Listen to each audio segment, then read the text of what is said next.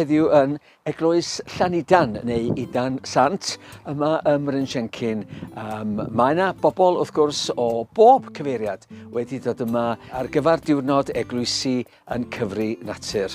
Doreth o bob math o flodau ag phryfed gwyllt yn y fynwent. Mae Llanidan wedi bod yn gwneud hyn ers 15 mlynedd. Criw o bobl a phlant yn dod at ei gilydd ac yn mynd rownd y fynwent ac yn cofnodi beth maen nhw yn ei weld yn tyfu yn benna yma yn y fynwent. Mae o yn ddyletswydd arnom ni fel Cristnogion, fel dilynwyr Crist, i wneud yn siŵr ein bod ni yn gwarchod y greadigaeth anhygol 'ma roddwyd i'n gofal.